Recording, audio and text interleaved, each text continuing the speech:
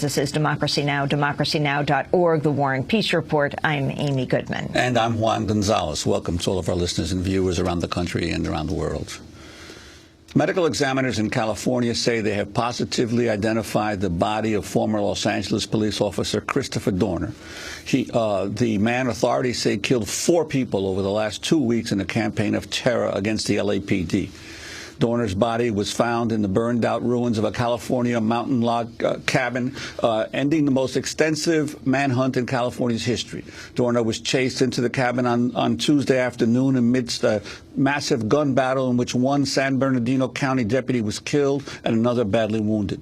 Police say they first shot conventional tear gas into the cabin, but it failed to force Dorner to flee the house. Authorities then shot flammable tear gas canisters into the cabin. The building soon erupted in flames and burned to the ground. Police had been alerted to Dorner's possible whereabouts after he'd broken into a nearby vacation home, tied up a couple there, and made off in their car.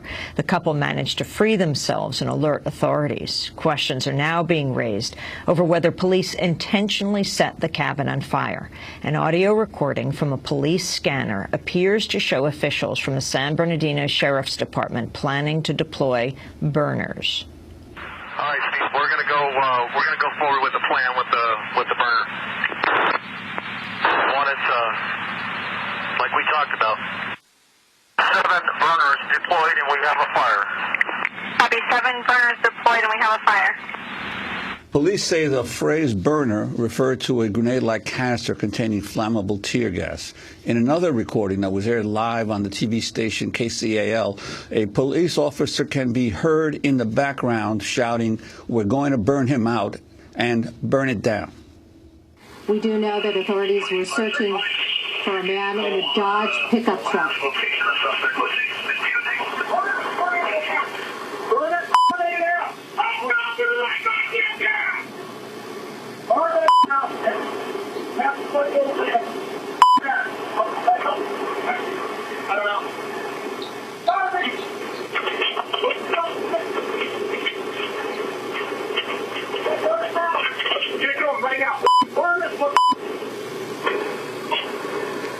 Police officers understandably upset.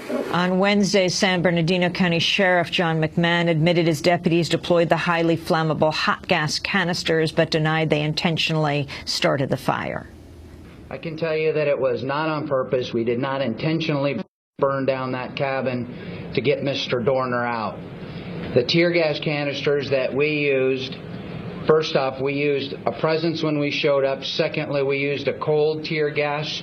Then we used, the next tear gas was that was pyrotechnic. Does generate a lot of heat.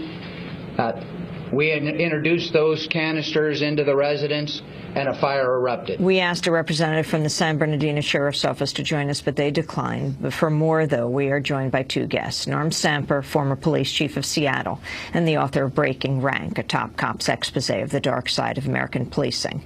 And in Washington, D.C., we're joined by Radley Balko, a senior writer and investigative reporter for the Huffington Post. He's author of the forthcoming book, Rise of the Warrior Cop, The Militarization of America's Police Forces, which is due out in July. We welcome you both to Democracy Now! Chief Stamper, why don't we start with you, former police chief Stamper. Can you react to how the San Bernardino Police Department dealt with Dorner, the burning down of the cabin? What is your understanding of what happened and what was used? Well, I think the sheriff has articulated what might be seen as escalating levels of force. He started with the mere presence of the deputies, presumably surrounding that cabin. Then they used cold tear gas, so-called cold tear gas. And then they went to the pyrotechnic version, or the incendiary version of CS gas. And whether it was intentional or not, a very predictable outcome of deploying 7 burners in what appears to have been a wooden cabin would predictably leave it in rubble. And what's your assessment of that? Do you think they should have done that?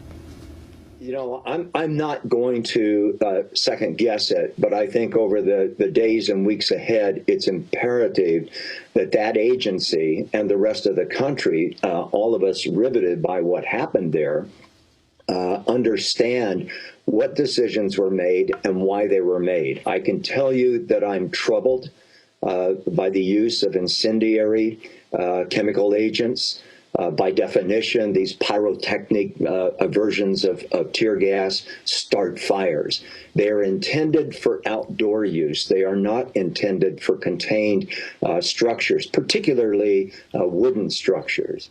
Another observation that I think bears real careful examination, and that is the almost hysterical command to use those burners. The expletives that were used begin to suggest that emotion rather than professionalism, rather than a calm and deliberate approach to extracting Mr. Dorner, if in fact that was possible, were simply not used. We're going to go to a break, and then we're going to return to this discussion. Norm Stamper is former Seattle police chief, author of the book Breaking Rank, and we're also going to be joined by Radley Balco, who is writing the book Rise of the Warrior Cop. Thanks so much for watching this report from Democracy Now!, your daily independent global news hour. We don't accept advertising or corporate funding, but rather rely on donations from viewers like you. Please make your contribution by visiting democracynow.org. We need your support today to keep bringing you this hard-hitting, in-depth reporting.